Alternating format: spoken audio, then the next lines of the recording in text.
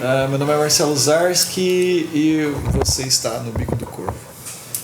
Meu nome é Anderson Rosa, conhecido também pela alcunha de Frater Goya, e hoje estamos entre dados, tarôs e RPG. Eu sou o Caio Romero. Na verdade eu achava que eu era o Caio Romero, mas todo mundo fala Caio Romero, então eu não tenho tanta certeza. Eu sou o Raul Rinaldi e...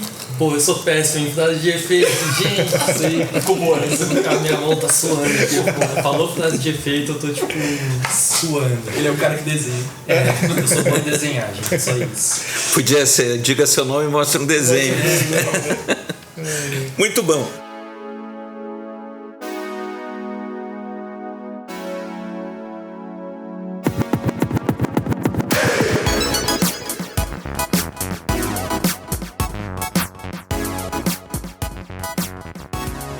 Hoje a gente está aqui no Bico do Corvo. Eu vou puxar essa conversa rapidão aqui, porque eu também peguei o Marcelo de calça curta.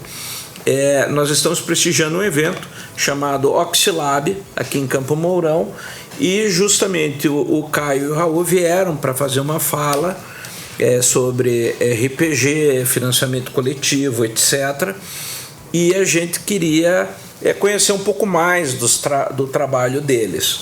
Então, por favor, gente, eu assisti toda a palestra, vocês comentaram um pouquinho ali que vocês começaram tímido, bateram já o primeiro financiamento em 20 minutos com uma cota modesta, né? Então, vamos lá. Quem são vocês? Eu, Caio, levo metade da culpa no Campfire Studio. Eu faço os textos e as regras dos jogos analógicos que a gente inventa, rabisca. Na verdade eu sou o cara que dá dor de cabeça pro Raul, porque ele precisa materializar a parada toda, diagramar, fazer arte, mas eu vou deixar pra ele falar. Bom, Raul, eu sou designer gráfico.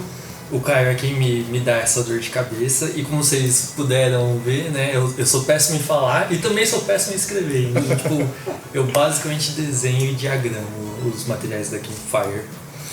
E o que é a Campfire? A Campfire, a gente se define como um estúdio de criação.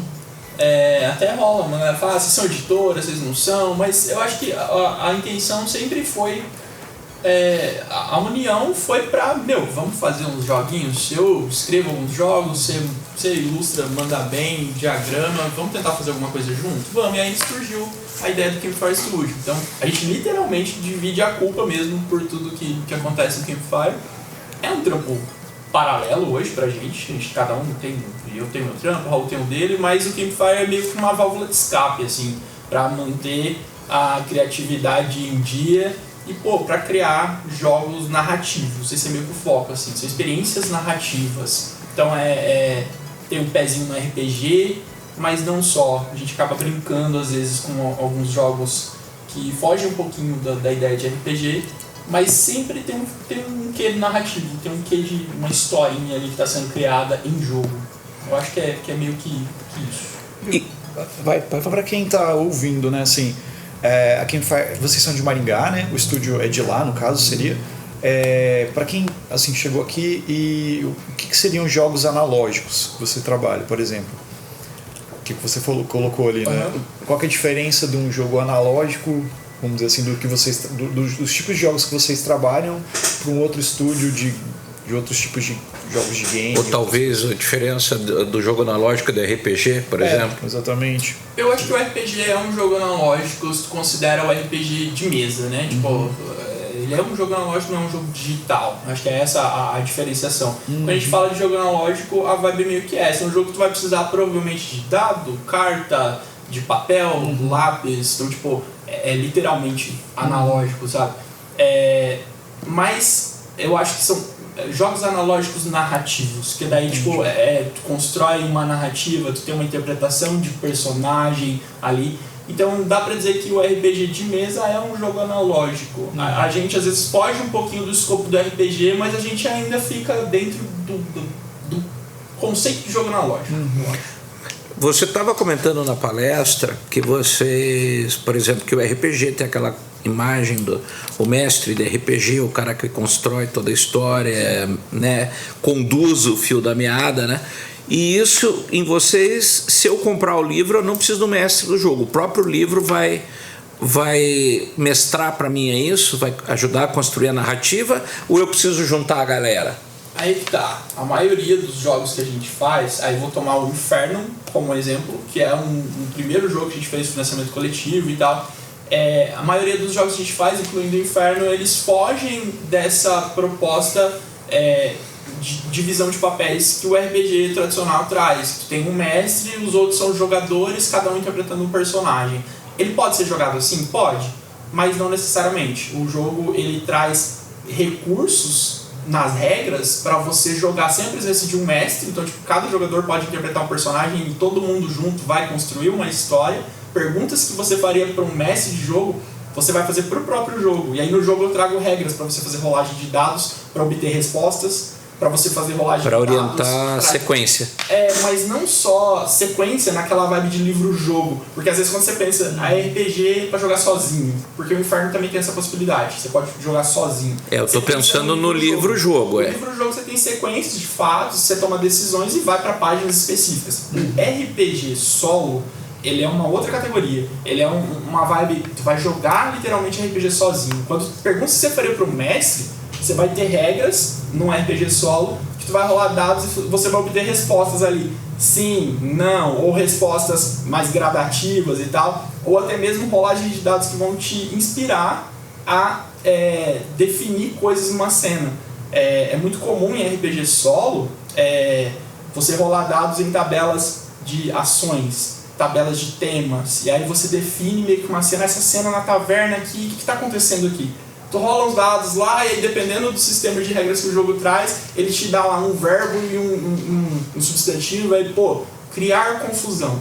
Aí a partir dessa sentença, trocando uma ideia com os outros jogadores, fala, por que criar confusão? Pode ser por causa disso, disso, disso. Então, tipo, o jogo te traz recursos para se inspirar e obter respostas que um mestre te daria, sabe? Então, seja sozinho ou seja em grupo, existe a possibilidade de jogar sem mestre e o jogo traz recursos para isso. Essa é a pegada. E se quiser jogar online, a turma fazer um meet também vai. Que nem o pessoal faz hoje com que é Discord, né? Pega o Discord, vão abrir um meet lá e vão fazer. Rola, normal. Isso é até muito comum hoje, né? Tipo, a galera... Vem da pandemia, né? Todo mundo meio que queria fazer mesa de RPG, juntar uma galera pra jogar. E isso é um troço que ficou, assim, que hoje tem gente que só joga, que prefere jogar online, né? Prefere jogar no meet da vida aí. E rola, funciona normal. Porque basicamente é um jogo, é uma conversa, e é uma história que está sendo criada enquanto essa conversa acontece.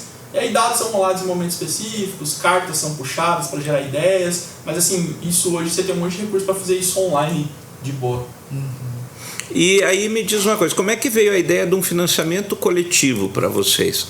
Eu vi que vocês estão trabalhando com Catarse, né? Da onde que veio essa ideia de financiamento coletivo? Foi pensando assim... Cara, a gente podia arranjar alguém que pagasse a conta. Como é que foi? Acho que a ideia do financiamento, acho que a gente teve uma sorte assim dos dois pensarem a mesma coisa quando a gente falou de financiamento coletivo, que foi a gente não quer ficar rico com financiamento coletivo, a gente não quer fazer dinheiro, a gente quer viabilizar a ideia. A gente quer transformar isso num livro que existisse. Até a meta do livro, do nosso primeiro financiamento, foi bem baixa, foi 666. 666, tinha a ver com a temática do jogo e tudo mais. É uma meta bem baixa, porque eu lembro até da gente conversar assim. Eu sei que é uma meta super baixa, provavelmente vai bater, a gente rezando, né? Não, vou tomar... Baixar. Beleza, que é baixo, né? Mas mesmo assim, estavam os dois, assim, meia-noite na hora de colocar o negócio no ar. Mas a gente queria muito fazer o livro. Então, mesmo que fosse uma meta muito baixa, a gente falou assim, mesmo se não bater esses 166, vamos fazer umas 10, 20 unidades para a gente ter. Porque era o que a gente queria. Queria materializar a ideia. Sim. E eu acho que o financiamento coletivo foi ótimo para isso. Porque se a gente fosse atrás de uma editora, o que quase 100% de certeza que ia acontecer, a editora quer fazer um livro que tenha sucesso, que vai imprimir 10 mil cópias, 20 mil cópias, e dá muito aquela sensação de você estar refém do sucesso de uma edição, de alguma coisa assim. E eu acho que o financiamento coletivo a gente foi, primeiro, né, com essa mentalidade de não fazer dinheiro, e a gente queria fazer a coisa ganhar vida, né? Eu acho que o financiamento é perfeito para isso. Eu acho que não só no financiamento coletivo, mas tudo, o Campfire, o Inferno, os outros jogos que a gente lançou até agora e tal, tipo, tudo tem meio que essa premissa assim, primeiro eu que escrevo o jogo, tô escrevendo um jogo que eu gostaria de jogar. Parte disso aí. Se ninguém gostar disso aqui, pelo menos eu vou gostar, tá ligado? É meio que. Não é uma parada assim, tô escrevendo, pensando no que um determinado público X vai. Tipo, sou redator publicitário, eu já faço isso no expediente. Não vou fazer isso no meu hobby, tá ligado? Então, tipo, é bem assim, uma válvula de escape mesmo pra fazer uma parada que a gente curta fazer. Daí entraria naquela conversa que a gente escutou o H falando ali no começo, que é a diferença do trabalho e da poiesis, né? Total. Que daí você saiu do trabalho, não, eu quero aqui a poiesis, eu quero algo que faça sentido. O Campfire Studio é a nossa poiesis, cara. Até os jogos do clube, são jogos bem pequenininhos que a gente lança todo mês, mas dá um trabalho, tipo, bem grande, assim. A gente faz meio que pensando assim, pode ser uma pessoa que vai jogar, mas a gente quer fazer porque o Caio me manda o texto e eu falo assim, mano, eu quero transformar isso no jogo. Que legal. E aí, como é que funciona? Vocês têm eu vi que vocês têm um projeto de assinatura, né? Como é que funciona esse projeto de assinatura e de onde que veio? A ideia do Catarse recorrente, né, que a gente abriu, foi depois do Inferno. A gente acabou o financiamento do Inferno, foi o primeiro jogo, aí a gente fez as entregas e tudo mais, o jogo esgotou.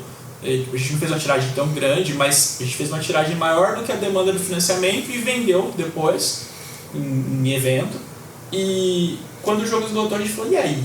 O que a gente faz? Porque querendo ou não, quando você faz uso de uma plataforma de financiamento coletivo como o Catarse, você acaba criando uma basezinha de público ali. Fala, pô, eu vou ter que falar, eu não quero misturar com o bagulho do trabalho, mas querendo ou não, tu constrói uns leads ali, sabe? Que você pode trabalhar com eles.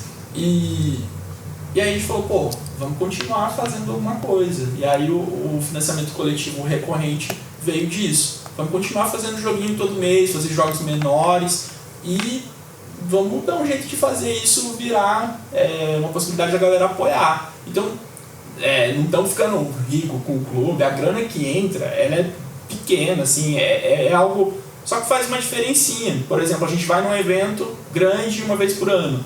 Essa grana do clube acaba bancando estadia, banca viagem, sabe? Então, tipo, pelo menos você não paga pra não tira do bolso. Exato. Então, querendo ou não, ajuda muito isso do clube.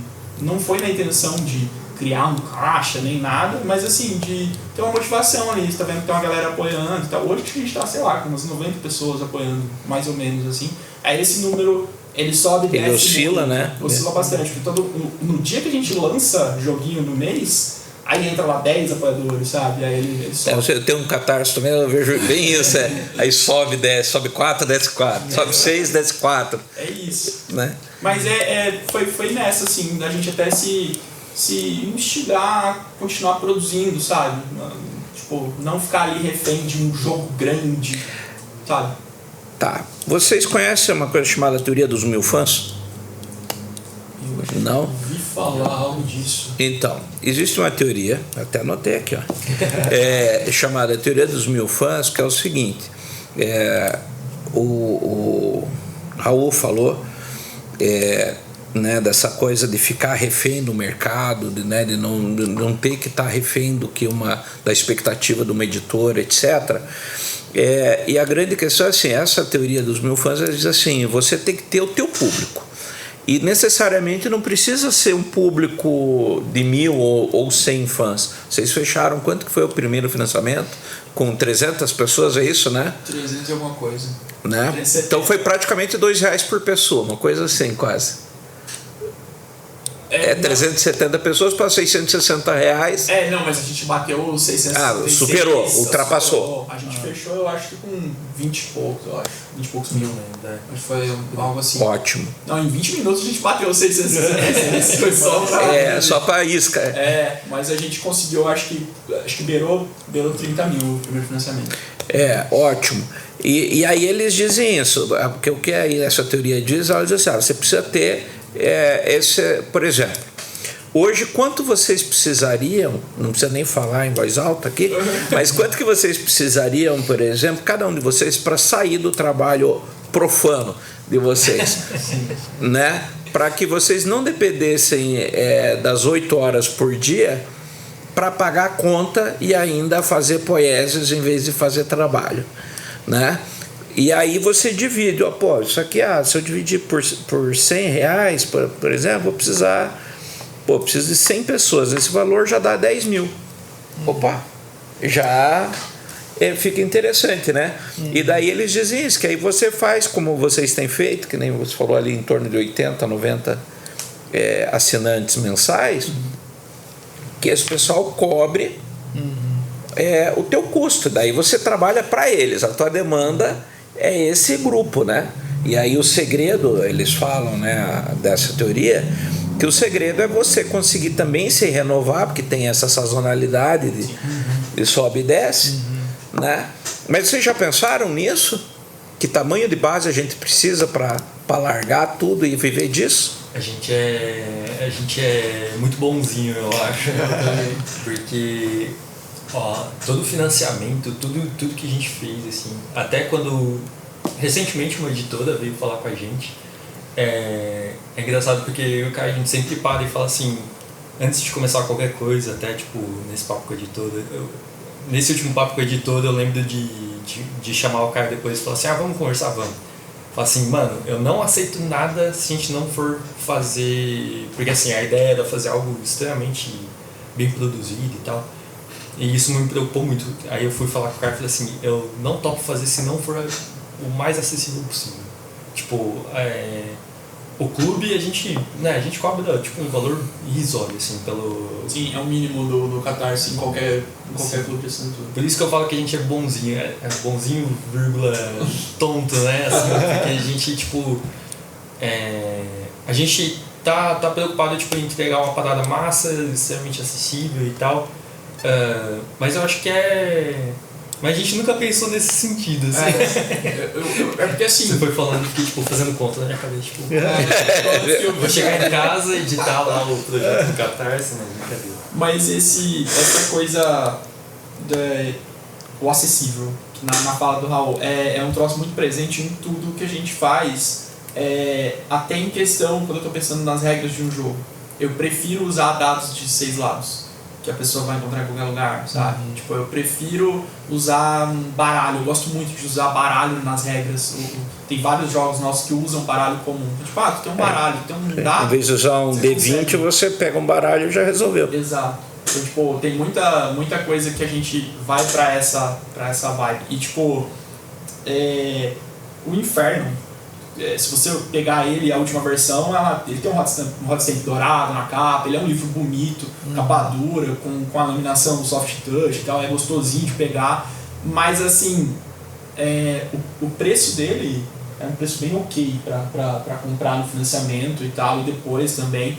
E assim, a versão digital a gente sempre coloca um preço muito suave. Para quem não consegue comprar o livro físico, quer ter só o PDF, sempre é muito acessível. Tanto que tudo que a gente lançou até agora, inclusive o Inferno, que é o jogo maior e tal, tá disponível a versão digital no clube de assinatura. Então você entrou no clube de assinatura, não é assim, eu vou ter acesso à recompensa desse mês. Você tem acesso a tudo que a gente lançou ao passado também. Tudo. Então, tipo, tá tudo lá por causa dessa questão de acessibilidade mesmo. E inclusive os textos do Inferno é um livro lindão.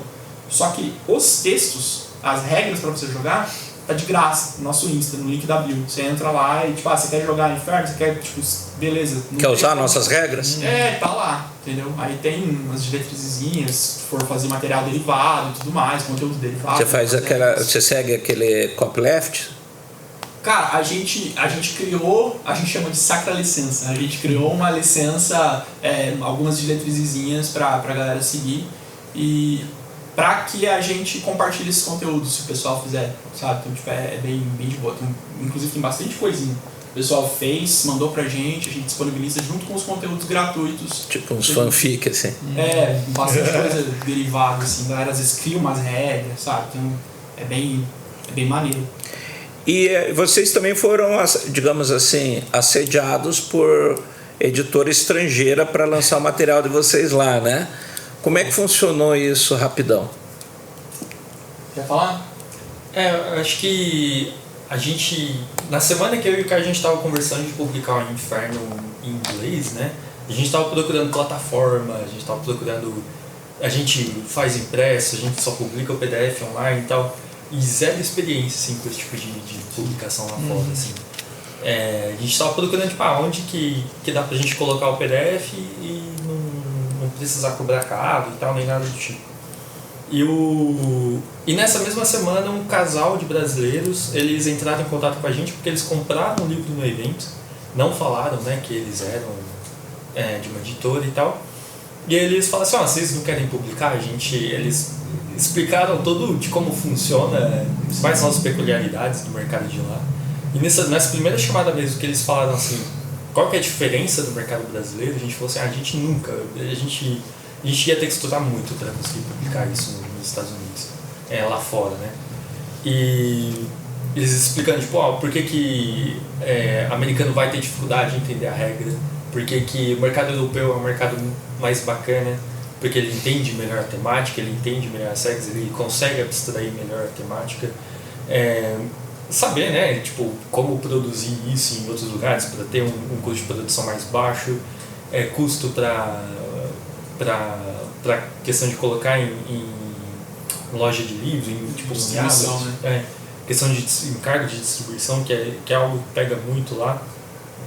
Então, assim, foi, apesar de a gente falar muito de temática inferno, né, foi algo que caiu do céu, assim. Eles... Olha lá quem é o redator. Eles virem com essa conversa, assim. Então foi bem bacana. E é uma editora que a gente achou muito bacana também, sim, porque eles não publicam material que é estrangeiro, né? Eles publicam jogos brasileiros. Então, a gente achou essa proposta bacana deles. Querendo ou não, eles estão ajudando, né, a trazer os jogos nacionais mais para o mercado internacional. E a gente super adorou a proposta e a gente, tipo, ia ser muito difícil da gente conseguir publicar lá e de conseguir criar uma fanbase lá. Essa editora é até massa falar, é a Mais Vision. Eles estão fazendo um trampo muito massa porque eles estão de olho na cena independente do RPG nacional. Então, tipo, a ponto de trocar ideia mesmo e do mesmo jeito que trocaram ideia com a gente fechou com eles estão para entregar as recompensas físicas do Inferno por o mundo todo. Eles trocaram ideia com amigos nossos que também fazem jogos e tal, e tipo, tem vários aí já no gatilho. É muito massa o que eles estão fazendo, de olhar para... É até interessante, né? Porque o mercado nacional às vezes não olha com tanto carinho para a cena independente, de ter um brasileiro na gringa olhando, dando atenção e levando o jogo para fora, e isso é muito massa.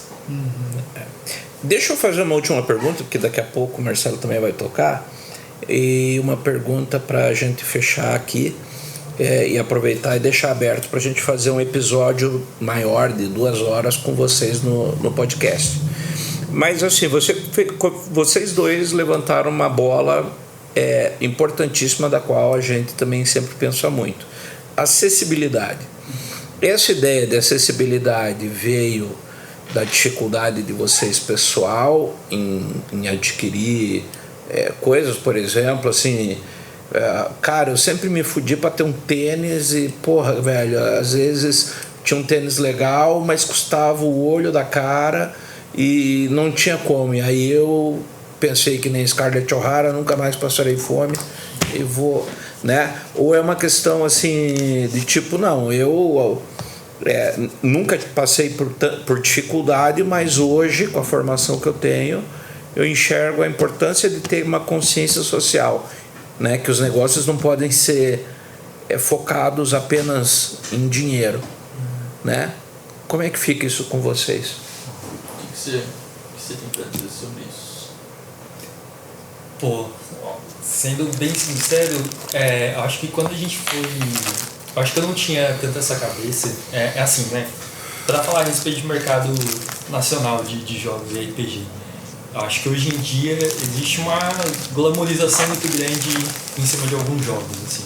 Então quando a gente publicou Inferno a primeira vez, meu objetivo era fazer o jogo mais bonito possível, assim, eu como Raul, designer gráfico, né? Queria produzir uma parada foda, bacana e tal. Quem mudou muito a minha cabeça foi o Caio. E o que mudou minha cabeça muito também foi a gente ter ido no primeiro evento. De trocar ideia com a galera que joga RPG, assim. Eu não era alguém que tinha um background de jogo, de RPG, de coisa do tipo e tal. E quem tem muito mais contato é o Caio, quem conhece a galera que produz de forma independente é o Caio.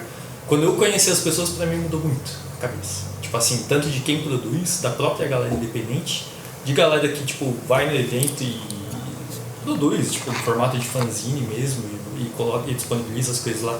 E é um material, tipo assim, de verdade, fudido, assim, absurdo. E tanto da galera que vai comprar também e fala assim, tipo, mano, não tenho grana, vocês disponibilizam o PDF e tal.